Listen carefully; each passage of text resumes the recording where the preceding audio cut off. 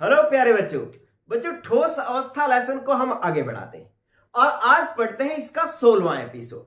इस एपिसोड में हम पढ़ेंगे एकक कोशिका विमा संबंधी गणना। अब ये टॉपिक का क्या मतलब है इसको हम समझेंगे, लेकिन पहले मैं आपको एक बात बता दूं कि ठोस अवस्था लेसन का हमने एक पार्ट कंप्लीट कर लिया था, ये दूसरा पार्ट चल रहा है और इस दूसरे पार्ट का ये लास्ट एपिसोड है। इसके अंदर हम पहले तो कुछ फॉर्मूले डराइव करेंगे और फिर उस फॉर्मूलों के बेस पर कुछ न्यूमेरिकल्स करेंगे। ठीक है, तो आज की इस क्लास को शुरू करते हैं एकक कोशिका विमा संबंधी गणनाएं, कि एकक कोशिका से संबंधित हम क्या क्या गणनाएं कर सकते हैं। आप ये बात जान चुके हो कि ये जो एकक कोशिका हम कैसी लेते हैं, घनीय एकक कोशिका लेते हैं, घन के रूप में होती है एकक कोशिका। और इस घन की ये जो भुजा होती है, इसको भुजा या हम इसकी कोर की लंबाई कहते हैं, या तो हम इसको भुजा कहते हैं या हम इसको कोर की लंबाई कहते हैं। और इसको किससे प्रदर्शित करते हैं बच्चों? ए से। किससे प्रदर्शित करते हैं? ए से।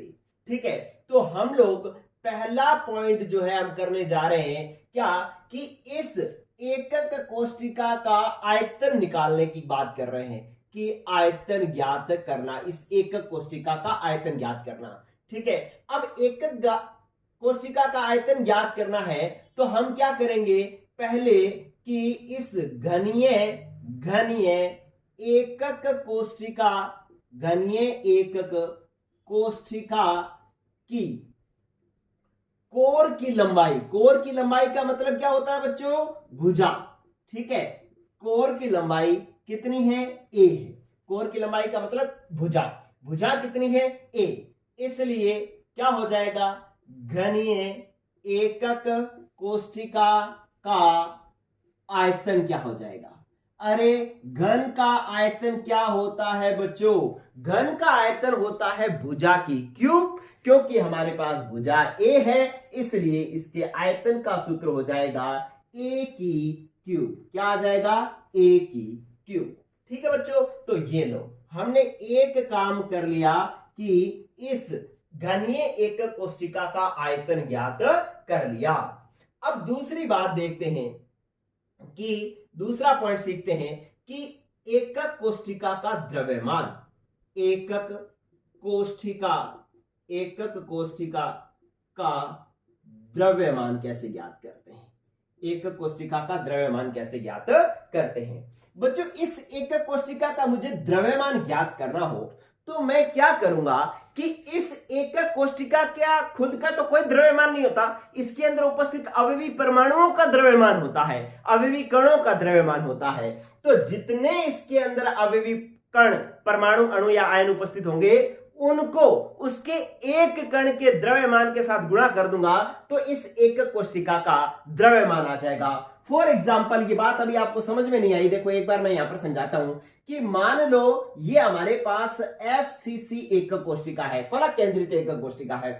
फलक केंद्रित एकक कोशिका में अवयवी कणों की संख्या कितनी होती है? 4। कितनी होती है बच्चों? 4। अब एक कण का भार मान लो 5 है, एक कण का भार मान लो 5 ग्राम है या 5 किलोग्राम है, कुछ भी है, तो इस FCC एकक कोशिका का कुल द्रव्यमान कितना हो जाएगा?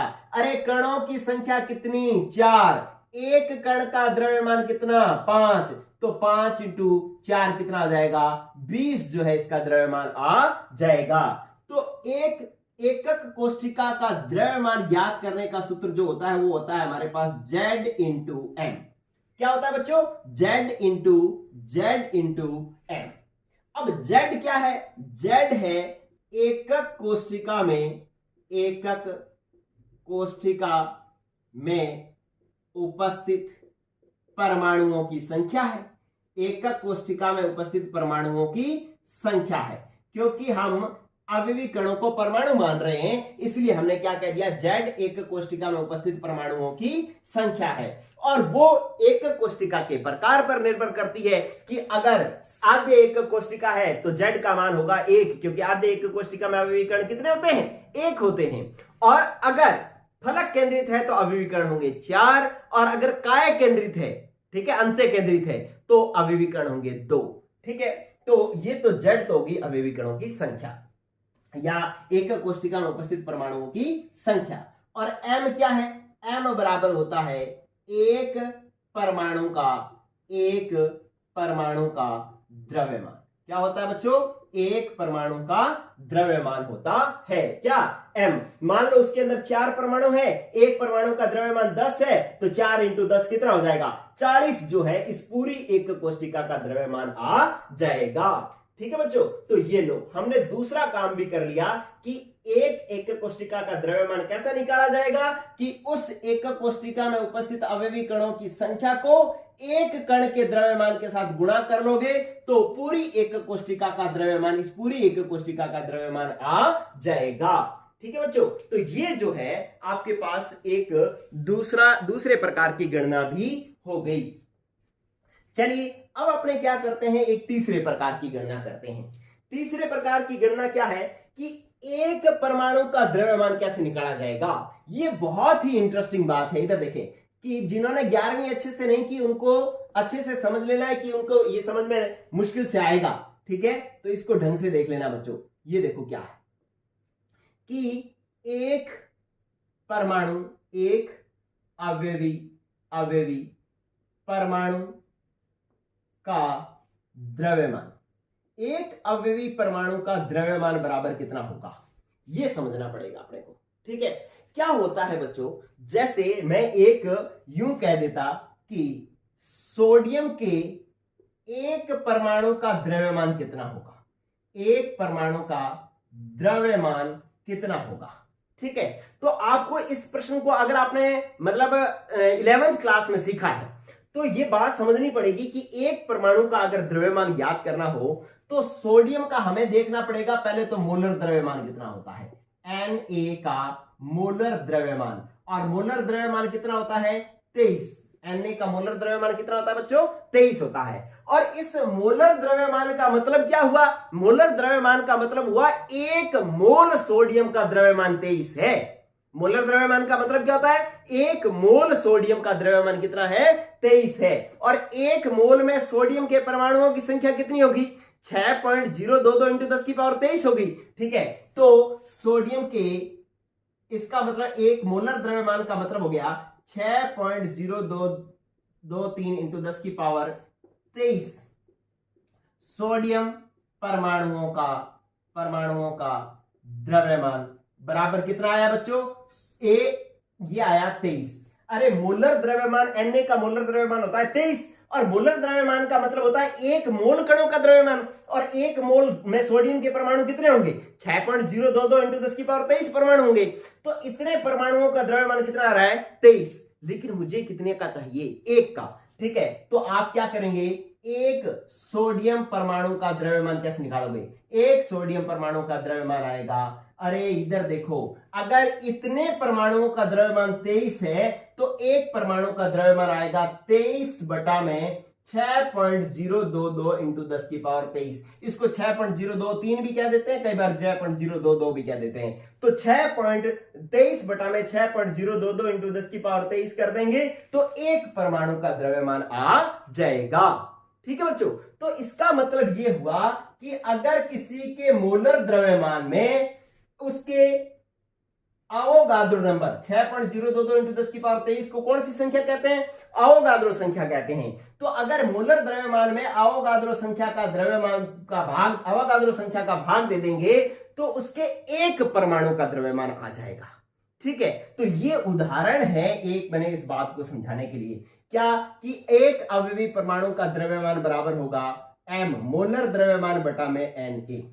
ठीक है, जिसके अंदर m क्या है, m है उस तत्व का मोलर द्रव्यमान, जिस तत्व का अपने जिस एक परमाणु का द्रव्यमान ज्ञात करना है उस तत्व का मोलर द्रव्यमान है m।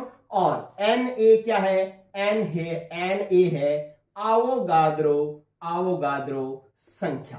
क्या है, अवोगाद्रो संख्या।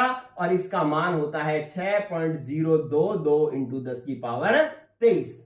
ठीक है, तो अगर उसके मोलर द्रव्यमान में आप Na का भाग दोगे तो एक परमाणु का द्रव्यमान आ जाएगा। यहां पर मैंने इसको उदाहरण देकर के समझा दिया बच्चों, लेकिन आपको इसको अब हमेशा ऐसा करने की आवश्यकता नहीं। हमेशा ऐसे करने की आवश्यकता नहीं है। आपको अगर ऐसा प्रश्न आ जाता कि ऑक्सीजन के एक परमाणु का द्रव्यमान ज्ञात करो, तो ऑक्सीजन का पहले तो ये देखो कि परमाणु मोलर द्रव्यमान कितना होता है। ऑक्सीजन का मोलर द्रव्यमान होता है 16, तो एक परमाणु का द्रव्यमान ज्ञात करना है तो 16 में भाग दे दो 6.022 इंटू 10 की पावर 23 का, तो एक परमाणु का द्रव्यमान आ जाएगा। अब आप इस एग्जांपल से अगर बात समझ गए तो अब इसको याद रखने की कोशिश करो। कैसे याद रखने की कोशिश करो कि भैया किसी भी तत्व के मोलर द्रव्यमान में यदि उस अवोगाद्रो संख्या का भाग दे देंगे हम, तो एक परमाणु का द्रव्यमान आ जाएगा। क्योंकि मोलर द्रव्यमान का मतलब होता है एक मोल परमाणुओं का द्रव्यमान, और एक मोल में परमाणुओं की संख्या होती है 6.022 इंटू 10 की पावर 23। तो इसका मतलब हुआ 6.022 इंटू 10 की पावर 23 का जो परमाणु द्रव्यमान है वो है 23, तो एक परमाणु का द्रव्यमान हो जाएगा 23 बटा में 6.022 इंटू 10 की पावर 23, मतलब मोलर द्रव्यमान बटा में अवोगाद्रो संख्या। अरे ध्यान लगा क्या? ठीक है, तो किसी ने अगर 11th नहीं सीखी अच्छे से तो अब समझ में आ गई सारी बातें। ठीक है, तो आप अगर मोलर द्रव्यमान में अवोगाद्रो संख्या का भाग दे देंगे तो आपके पास एक परमाणु का द्रव्यमान आ जाएगा। ये तीसरे प्रकार की गणना होगी। चलिए अब अपने चलते हैं नेक्स्ट। इस एग्जाम्पल को मैं एक बार हटा रहा हूं, आप स्क्रीनशॉट लेकर के या इसको लिख लें साइड में, क्योंकि इस बात को समझने के लिए इस एग्जाम्पल की जरूरत पड़ेगी। ठीक है, तो मैं साफ कर रहा हूं। देखें, अब आओ आप नेक्स्ट बच्चों। नेक्स्ट क्या है हमारे पास? नेक्स्ट है कि अब आपको चौथा पॉइंट जो है वो करना है। क्या? चौथा पॉइंट लिखना है कि एकक कोष्ठिका का द्रव्यमान। अब क्या हो जाएगा फॉर्मूला? एकक कोष्ठिका का द्रव्यमान का फॉर्मूला हो जाएगा Z इंटू M। अरे ये क्या था? ये M बराबर में ये आ गया था। एक परमाणु का द्रव्यमान हमने स्मॉल m माना था और स्मॉल m का मान आ गया कैपिटल M बटा में Na, मतलब मोलर द्रव्यमान बटा में Na। तो अब स्मॉल m की जगह मैं यहां पर लिख दूंगा कैपिटल M बटा में Na। तो अब एकक कोष्ठिका का द्रव्यमान ज्ञात करने का एक फॉर्मूला तो ये है Z इंटू M। मतलब अगर एक परमाणु का द्रव्यमान आपको पहले से दे रखा है तो सीधा उसका अवयवी कणों की संख्या, परमाणुओं की संख्या से गुणा कर लेंगे और मोलर एकक कोष्ठिका का द्रव्यमान निकाल देंगे। लेकिन अगर आपको एक परमाणु का द्रव्यमान नहीं दे रखा, आपको मोलर द्रव्यमान दे रखा है, तो ये वाला फॉर्मूला लगाएंगे Z into capital M molar द्रव्यमान बटा में अवोगाद्रो संख्या करके ये कैलकुलेशन करोगे तो एकक कोष्ठिका का द्रव्यमान आ जाएगा। ठीक है बच्चों, चलिए ये बात भी हो गई। इसके बाद अपने पांचवा पॉइंट शुरू करते हैं और इसके अंदर समझते हैं कि एकक कोष्ठिका का घनत्व। एकक कोष्ठिका का घनत्व। अब घनत्व कैसे निकलेगा? घनत्व अगर निकालना है बच्चों तो हम ऐसे निकालेंगे कि एकक कोष्ठिका का द्रव्यमान बटा में एकक कोष्ठिका का आयतन। अरे एकक कोष्ठिका का आयतन, ये जो है वो फॉर्मूला लगेगा घनत्व ज्ञात करने का। घनत्व को कई जगह डी से प्रदर्शित किया हुआ है, कई जगह रो से प्रदर्शित किया हुआ है, ऐसे करके रो भी लगा रखा है, तो आप जो है वो डी लगा लें, डी फॉर डेंसिटी। तो घनत्व जो है डी बराबर कितना आ जाएगा? एकक कोष्ठिका का द्रव्यमान बटा में एकक कोष्ठिका का आयतन। क्या होता है? घनत्व। घनत्व बराबर होता है द्रव्यमान बटा में आयतन ही तो होता है। ठीक है, तो अब आप इसके अंदर मान रख देंगे तो घनत्व बराबर क्या आ जाएगा? द्रव्यमान। एकक कोष्ठिका का द्रव्यमान कितना है? द्रव्यमान है Z into capital A M बटा में Na अवोगाद्रो संख्या, और द्रव्यमान एकक कोष्ठिका का द्रव्यमान आ गया और बटा में क्या करना है? एकक कोष्ठिका का आयतन। तो एकक कोष्ठिका का आयतन हमारे पास कितना है? A cube. तो इसके अंदर बटा में कर दो आप क्या? A cube. ठीक है, तो ये जो है कैलकुलेशन आप करोगे तो इसके अंदर जो है घनत्व का मान आ जाएगा। ठीक है बच्चों, क्योंकि आप सभी को ही पता है, आप छोटी क्लास से पढ़ते आ रहे हो, घनत्व बराबर होता है द्रव्यमान बटा में आयतन। द्रव्यमान अपने पास ये है, आयतन हमारे पास ये है, तो ये बटा में A क्यूब, मतलब आयतन कर दिया तो आपके पास क्या आ जाएगा? घनत्व आ जाएगा। ठीक है बच्चों, तो इस प्रकार से आप क्या करेंगे कि एकक कोष्ठिका का घनत्व भी ज्ञात कर लेंगे। अब ये जो मैंने बोर्ड पर लिखा है इसका एक बार ले लें आप स्क्रीनशॉट। अब मैं इसके लिए कुछ इंपॉर्टेंट पॉइंट्स बता रहा हूं, गोल्डन पॉइंट्स बता रहा हूं, इन पॉइंट्स को जानना जरूरी है। ये जो ऐसे फॉर्मूले डिराइव कर लेने से एनसीईआरटी के न्यूमेरिकल हल नहीं होते, ध्यान रख लेना, ठीक है।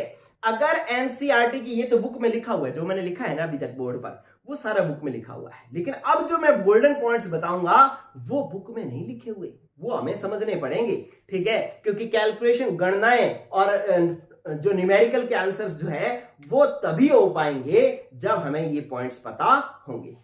पहला पॉइंट तो ये है कि एकक कोष्ठिका का घनत्व जो है, एकक कोष्ठिका का घनत्व उस पदार्थ के घनत्व के बराबर होता है, उस पदार्थ के घनत्व के बराबर होता है, ठीक है। तो एक पॉइंट तो आपको स्टार डाल करके ये समझना है।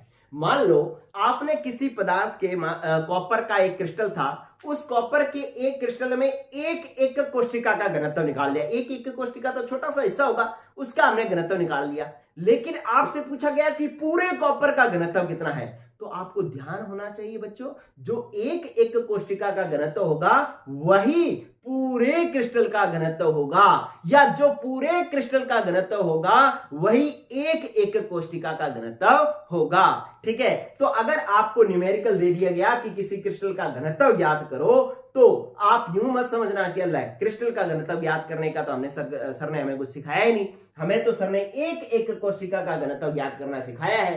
तो आपको घबराना नहीं है बच्चों, आपको एक एकक कोष्ठिका का ही घनत्व निकालना है और वही जो है पूरे क्रिस्टल का घनत्व हुआ करेगा। तो ये बात आपको अच्छे से जान लेनी है। इसके बाद अब नेक्स्ट पॉइंट समझें। नेक्स्ट पॉइंट ये है बच्चों कि आपके पास अब तीन राशियां, सॉरी 5 पॉइंट है, 5 पॉइंट। क्या? D बराबर है घनत्व, Z बराबर है अवयवी परमाणुओं की संख्या, कैपिटल M बराबर है मोलर द्रव्यमान, A है भुजा की लंबाई या कोर की लंबाई, और Na है अवोगाद्रो संख्या, ठीक है। अब इन पांचों मान में से ये मान तो फिक्स है, ये मान तो फिक्स है, अवोगाद्रो संख्या का मान तो फिक्स है 6.022 इंटू 10 की पावर 23। तो बचे कितने? 4। अब 4 में से कोई 3 दिया करेगा और एक आपको ज्ञात करना हुआ करेगा। कोई 3 दे देगा, मान लो आपको भुजा दे देगा और Z का मान दे देगा, M दे देगा और कहेगा D क्या है, तो आपको निकालना होगा। आपको D दे देगा, Z दे देगा, M दे देगा और भुजा की लंबाई पूछ लेगा, ठीक है। आपको क्या करेगा कि आपसे D दे देगा और A दे देगा, M दे देगा, Z पूछ लेगा, ठीक है। D दे देगा, Z दे देगा, A दे देगा और M पूछ लेगा, ठीक है। तो इसका मतलब है कि कोई 3 मान दे दिया करेगा और एक मान आपसे पूछा करेगा, ठीक है। तो इस तरीके से ये जो है वो आपको गोल्डन पॉइंट्स ध्यान रखना है। लेकिन अभी भी हमें क्या करना है? घनत्व ज्ञात करना है, Z ज्ञात करना है, M ज्ञात करना है, A ज्ञात करना है।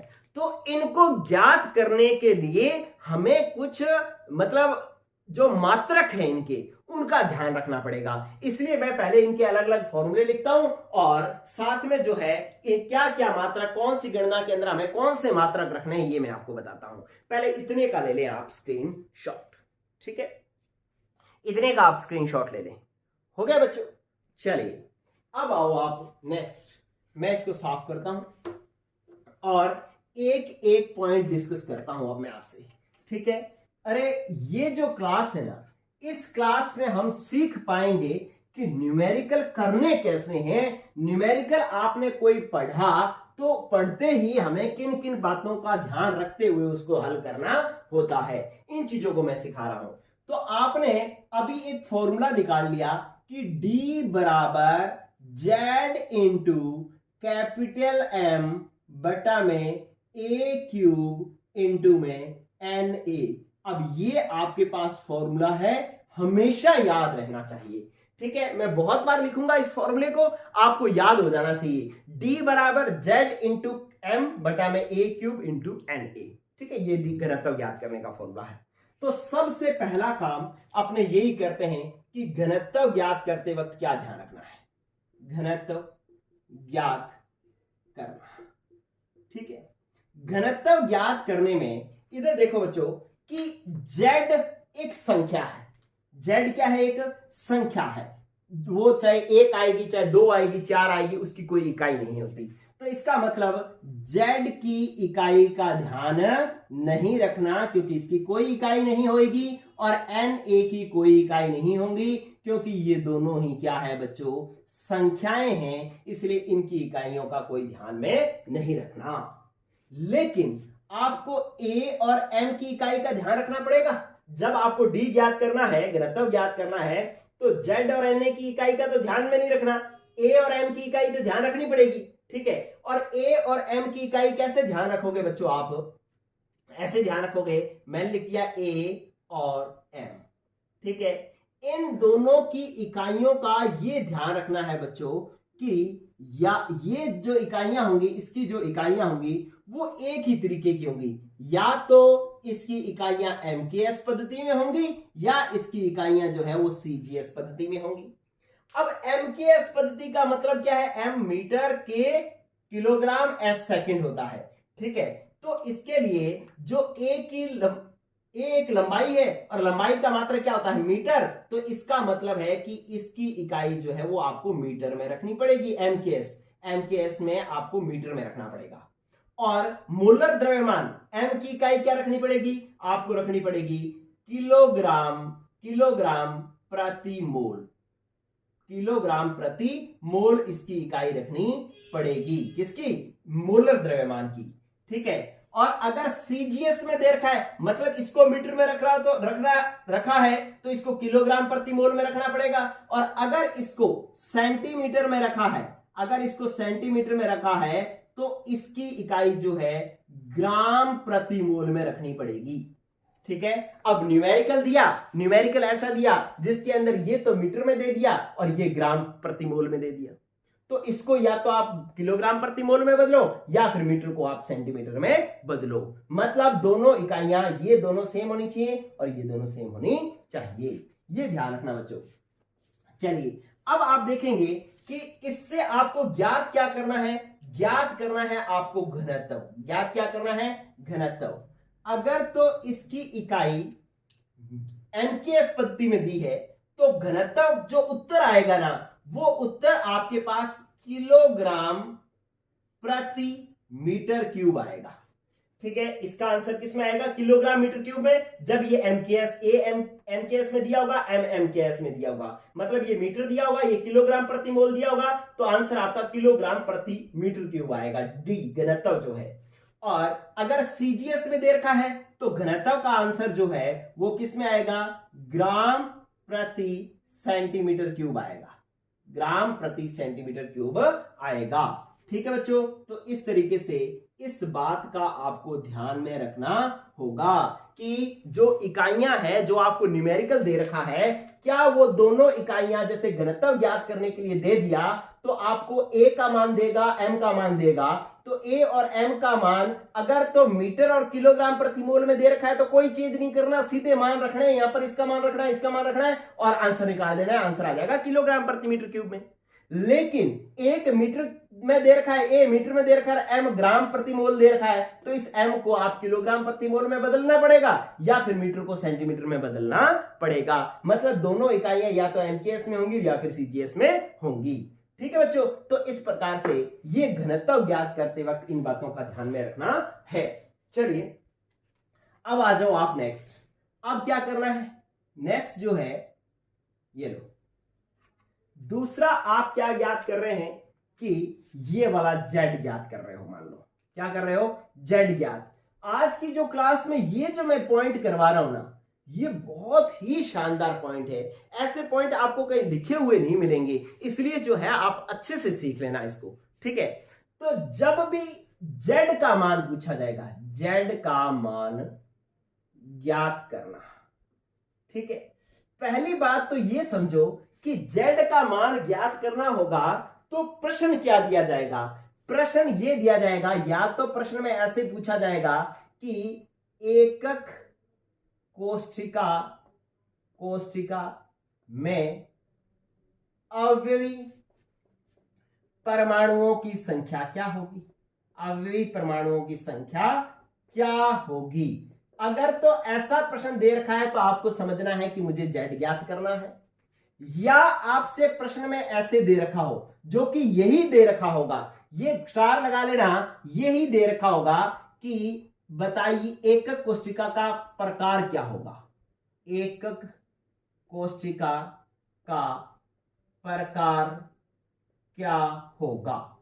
एकक कोष्ठिका का प्रकार क्या होगा मतलब वो आद्य एकक कोष्ठिका है, वो फलक केंद्रित एकक कोष्ठिका है, वो अंतः केंद्रित एकक कोष्ठिका है। कौन से प्रकार की एकक कोष्ठिका है कि अगर एकक कोष्ठिका का प्रकार आपसे पूछा जा रहा है तो इसका मतलब आपको जेड ही ज्ञात करना है। अगर किसी न्यूमेरिकल के अंदर, मैं सारे न्यूमेरिकल करवाऊंगा ऐसे, आज की ये मैंने पहले आपको थ्योरी सिखा दूं फिर मैं सारे न्यूमेरिकल करवाऊंगा, लेकिन आप यहां पर एक बात समझ लें कि जब आपको ये न्यूमेरिकल में कहा जाएगा कि भाई एकक कोष्ठिका का प्रकार क्या होगा तो आपको क्या निकालना हुआ करेगा, जेड का मान निकालना हुआ करेगा। और बच्चों जेड का मान जब निकल जाएगा तो जेड का मान अगर 1 आ जाता है तो आप कहेंगे जी आद्य या फिर सरल घनीय एकक कोष्ठिका है। आद्य या सरल घनीय एकक कोष्ठिका है। कब? जब जेड का मान 1 आ जाए, और जेड का मान अगर 2 आ जाए तो क्या कहेंगे, अंतः केंद्रित एकक कोष्ठिका है। अंतः केंद्रित एकक कोष्ठिका है जिसको अपने बीसीसी भी कहते हैं, या कई बार ये इसको अंतः केंद्रित या हम इसको कहते हैं क्या, एंड सेंटर्ड। क्या कहते हैं? एंड सेंटर्ड यूनिट सेल, इसको हम ईसीसी भी कह सकते हैं। ठीक है, तो या तो अंतः केंद्रित होगी या अंत्य केंद्रित होगी, एंड सेंटर्ड यूनिट सेल होगी अगर जेड का मान 2 होगा तो। और अगर जेड का मान 4 हो गया तो फिर या तो वो होगी फलक केंद्रित एकक कोष्ठिका होगी, जिसको हम क्या कहेंगे, फलक केंद्रित एकक कोष्ठिका मतलब एफसीसी, या इसको हम क्या कहते हैं, घनीय एकक कोष्ठिका। यहां पर जेड का मान 1 होगा तो सरल घनीय, और जेड का मान 4 होगा तो घनीय निबिड़ संकुलन या घनीय एकक कोष्ठिका, जिसको अपने कहते हैं सीसीपी, घनीय निबिड़ संकुलन। तो या तो फलक केंद्रित एफसीसी होगी या सीसीपी होगी। कब? जब जेड का मान 4 होगा, और जेड का मान 2 होगा तो बीसीसी होगी या फिर ईसीसी होगी, और अगर जेड का मान 1 होगा तो आद्य एकक कोष्ठिका होगी, या फिर हम इसको सरल घनीय एकक कोष्ठिका भी कहते हैं। ठीक है बच्चों, तो इस प्रकार से अगर एकक कोष्ठिका का प्रकार आपसे पूछा गया तो आप जेड ज्ञात करेंगे, जो जेड का मान आएगा उसके आधार पर आप एकक कोष्ठिका का प्रकार बता देंगे और दोनों प्रकार लिखेंगे। अगर 4 आया तो आप ये नहीं लिखोगे फलक केंद्रित, आप लिखोगे एफसीसी या सीसीपी, दोनों ही हो सकते हैं, फलक केंद्रित और घनीय एकक कोष्ठिका दोनों ही हो सकते हैं। ठीक है बच्चों, तो इस प्रकार से ये जेड का मान ज्ञात करना है। लेकिन वेरी इंपॉर्टेंट बात कि ये जेड का मान ज्ञात करते हुए भी आपको एक बात ध्यान रखनी है, स्टार डाल रहा हूं मैं इसको, वेरी इंपॉर्टेंट बात पता रखनी है। क्या वेरी इंपॉर्टेंट बात पता रखनी है कि अगर जेड का मान आपको ज्ञात करना है, ये वाला मान जेड का मान ज्ञात करना है, तो इसका मतलब आपको डी दिया होगा, ए दिया होगा और एम दिया होगा। ये तो हमें दिया ही हुआ है, ये तो 6.022 × 10⁻23 है, इसकी तो कोई बात ही नहीं है, बस इन 3 की बात है।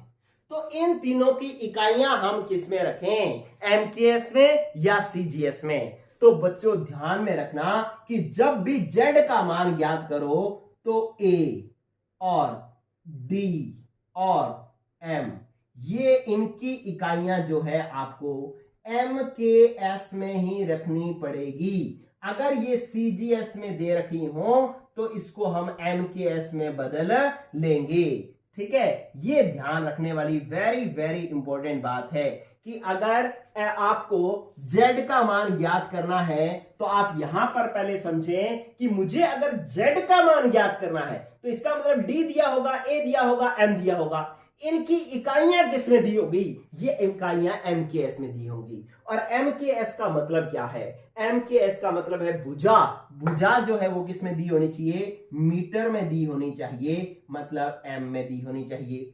घनत्व जो है वो किलोग्राम प्रति मीटर क्यूब दिया होना चाहिए। ठीक है, और जो मोलर द्रव्यमान है वो आपको किलोग्राम प्रति मोल दिया होना चाहिए। अगर ये सेंटीमीटर में दे रखा है, पिकोमीटर में दे रखा है, तो उसको मीटर में बदलना है हमें। अगर वो ग्राम प्रति मीटर क्यूब दे रखा है तो उसको किलोग्राम मीटर प्रति मीटर क्यूब में बदलना है, और ग्राम प्रति मोल में दे रखा है तो उसको किलोग्राम प्रति मोल में बदलना पड़ेगा हमारे को। कब? जब जो है वो आपको जेड का मान ज्ञात करना होगा। ठीक है, चलिए एक यहां पर एक चीज और सीख लें कि जब भी स्टार डाल करके और बात लिख रहा हूं मैं, क्योंकि सारी चीजें बड़ी इंपॉर्टेंट है। जब भी आपको मान पिकोमीटर में दिया होगा, क्योंकि बहुत सारे न्यूमेरिकल ऐसे होंगे जिसमें मान ए का मान ए की इकाई जो है वो आपको किस में दी गई होगी? पिकोमीटर में दी गई होगी। ठीक है, तो आपको पिकोमीटर को अगर मीटर में बदलना है तो आप गुणा करेंगे कितने से? 10 की पावर, मान लो x पिकोमीटर है, कोई हमारे पास वैल्यू है जिसका मान है x पिकोमीटर, तो x पिकोमीटर को अगर मीटर में बदलना है तो x इंटू 10 की पावर -12 कर दोगे तो मीटर में बदल जाएगा वो। ठीक है, कोई भी मान अगर पिकोमीटर में दे रखा है और आपको उसको मीटर में बदलना है, क्योंकि यहां पर आपको मान मीटर में चाहिए ना, तो उसको कितने से गुणा कर दो? 10 की पावर -12 से कर दो, तो 1 पिकोमीटर बराबर होता है 10 की पावर -12 मीटर, तो -12 से गुणा कर दोगे तो पिकोमीटर में मीटर में बदल जाएगा। लेकिन कई बार जैसे यहां पर है, यहां पर आपको सेंटीमीटर में भी मान चाहिए होता है, तो अगर x पिकोमीटर को अगर आपको सेंटीमीटर में बदलना है तो x गुणा में क्या कर दो? -10 कर दोगे, तो गुणा -10 कर दोगे, 10 की पावर -10 कर दोगे तो ये सेंटीमीटर में बदल जाएगा। ठीक है, तो a की इकाई को पिकोमीटर से मीटर में कैसे बदलना है? 10 की पावर -12 से गुणा करके, और पिकोमीटर को सेंटीमीटर में कैसे बदलना है? 10 की पावर -10 से गुणा करके। ठीक है बच्चों, तो ये न्यूमेरिकल करने के कुछ स्टंट्स हैं जो आना जरूरी है। अगर ये नहीं आएंगे तो आपके न्यूमेरिकल्स गलत हो जाएंगे। चलिए भाई, अब आ जाती है बात कि आपने घनत्व ज्ञात कर लिया, आपने जेड का मान ज्ञात कर लिया, अब है मोलर द्रव्यमान ज्ञात करना और भुजा ज्ञात करना। ठीक है, तो इसको अपने और देख लेते हैं। चलिए आप पहले इसका स्क्रीनशॉट ले ले, ठीक है, और अच्छे से समझें इन चीजों को। ये समझ में आएंगे तो अगली क्लास एपिसोड नंबर 17 के न्यूमेरिकल आपको समझ में आएंगे, अदरवाइज आपको एपिसोड नंबर 17 के न्यूमेरिकल समझ में नहीं आएंगे। गौर करना बच्चों। चलिए अब मैं आपको सिखाता हूं कि अगर आपको मोलर द्रव्यमान ज्ञात करना हो तब क्या करेंगे। ठीक है, तो तीसरा पॉइंट है क्या? मोलर द्रव्यमान क्या? कैपिटल M ज्ञात करना। और मोलर द्रव्यमान ज्ञात करना है तो क्या करेंगे बच्चों कि आपको जो फॉर्मूला आएगा, पहले तो फॉर्मूला क्या बन जाएगा? मोलर द्रव्यमान कैपिटल M बराबर हो जाएगा डी, ये तिरछा गुणा हो जाएगा इधर, जेड A³ इंटू में NA, और बटा में क्या आ जाएगा? ये आ जाएगा बटा में Z। ठीक है, तो इस तरीके से मोलर द्रव्यमान का मान हम ज्ञात करते हैं। अभ्यास प्रश्न दे रखा है, 1.5, वो मैं हल कर देता हूं। ठीक है, अभ्यास प्रश्न 1.5 कहता है कि यदि किसी अज्ञात धातु की सभी विमाएं ज्ञात हो तो उसका मोलर द्रव्यमान कैसे ज्ञात करोगे। ठीक है, तो आप क्या करोगे? ये प्रश्न है, तो आप क्या करोगे कि D बराबर होता है Z इंटू M बटा में A³ इंटू NA। यदि ये सारे जो है बाकी सारी विमाएं ज्ञात हैं तो मोलर द्रव्यमान कैसे ज्ञात करोगे? तो मोलर द्रव्यमान बराबर हो जाएगा D into A³ into NA बटा में Z करके हम जो है उसका मोलर द्रव्यमान ज्ञात कर सकते हैं। तो ये फॉर्मूला लिख करके ये कर लोगे तो आपका अभ्यास प्रश्न 1.5 हल हो जाएगा। बस लिख देना कि D बराबर घनत्व है, A भुजा की लंबाई है, NA अवोगाद्रो संख्या है और Z अवयवी परमाणुओं की संख्या है। ठीक है, तो इससे आपका ये 1.5 नंबर प्रश्न हल हो जाएगा। तो अभ्यास प्रश्न 1.5 लिखो कि यदि किसी अज्ञात धातु के एकक कोष्ठिका की सभी विमाएं ज्ञात हों तो उसका मोलर द्रव्यमान आप कैसे ज्ञात करोगे? मोलर द्रव्यमान आप कैसे ज्ञात करोगे? तो ये लिख करके फिर ये फॉर्मूला बना लोगे और फिर इनमें क्या कौन सी चीज क्या है वो लिख डालोगे, आपका आंसर बन जाएगा। ठीक है, अभ्यास प्रश्न 1.5 मैंने हल करा दिया। अब बात आती है कि जब M का हम मान ज्ञात करेंगे तो इसकी Z, और ये देखो ये Z और ये NA, ये तो संख्याएं हैं, इनकी तो कोई इकाई नहीं होगी। इकाई किसकी होगी? D की और A की। तो आप ध्यान रखना बच्चों कि A और D की इकाई, A और D की इकाई या तो MKS में रखी जाएगी, और जो आपके पास है A या D की इकाई जो है, A व D की इकाई जो है या फिर CGS में रखी जाएगी। ठीक है, तो या तो मैं ऐसे बना देता हूं, ये लो, ये लो, वही वाली बात बन जाएगी, या तो MKS या फिर CGS। ठीक है, और किसकी इकाई? A की और D की। A की इकाई MKS में क्या आ जाएगी? मीटर, और CGS में क्या आ जाएगी? सेंटीमीटर, और घनत्व की इकाई किलोग्राम प्रति मीटर क्यूब। अरे या ये चीज देख रहा है, इसको समझो पहले। ये किलोग्राम प्रति मीटर क्यूब ऐसे भी लिखा हो सकता है, या ये किलोग्राम मीटर माइनस क्यूब।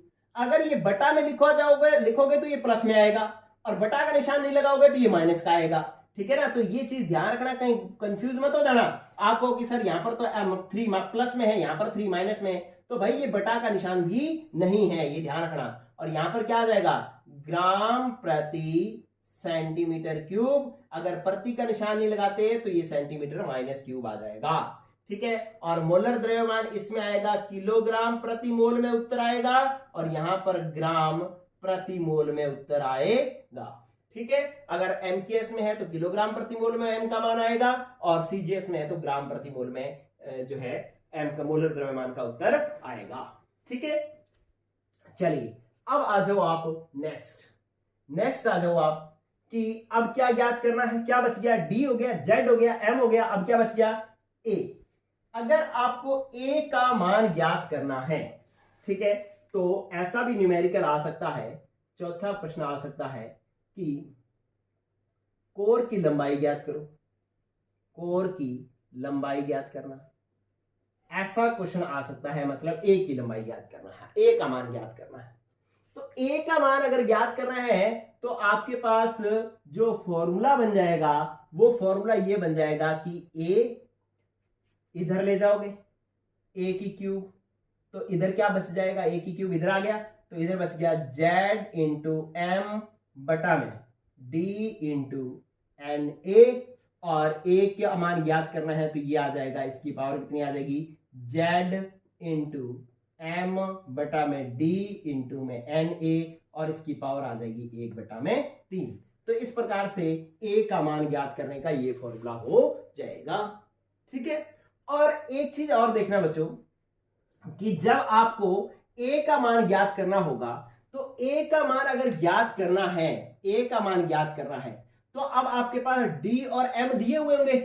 ठीक है, Z तो संख्या है, इसकी इकाई का कोई मतलब नहीं है, NA भी एक संख्या है, इसकी इकाई का भी कोई मतलब नहीं है। आपको D और M की इकाई से मतलब है, तो D की इकाई जो है और M की इकाई किसमें दी गई होंगी? जब A का मान ज्ञात करना है तो आपको जो है वही वैसे ही करना है जैसे आप पहले करते आए हो।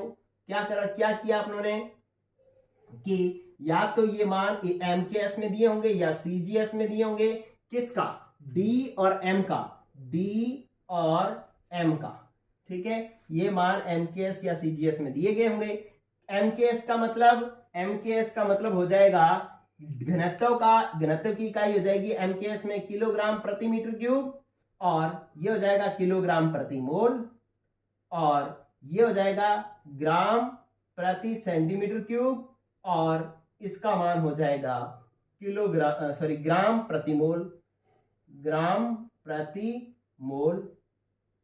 ये इसकी इकाई होगी, या तो ये दोनों इकाइयां होनी चाहिए या ये दोनों होनी चाहिए। अगर ये है तो इसको इसमें बदलना पड़ेगा, और अगर ये है तो इसको इसमें बदलना पड़ेगा। मतलब दोनों सेम इकाइयां होनी चाहिए, या तो दोनों ही MKS होनी चाहिए या दोनों ही CGS होनी चाहिए। और A का आंसर जो आएगा, आंसर जो है अगर MKS में है तो A का आंसर आएगा मीटर में, और अगर CGS में दे रखा है तो A का आंसर आएगा सेंटीमीटर में। ठीक है बच्चों, तो ये आपको बातें ध्यान में रखनी है, और अब आप न्यूमेरिकल करने के लिए तैयार हो चुके हो। ठीक है, अब आप न्यूमेरिकल करने के लिए तैयार हो चुके हो। इसका आप एक बार स्क्रीनशॉट ले लें, और फिर मैं हल्का सा जो है एक बार दोबारा बात कर लेता हूं। ले ले स्क्रीनशॉट। अब देखें बच्चों मैंने आपको बताया कि ये जब एकक कोष्ठक संबंधी विमा की गणना करेंगे तो ये फॉर्मूला हमें काम में आएगा।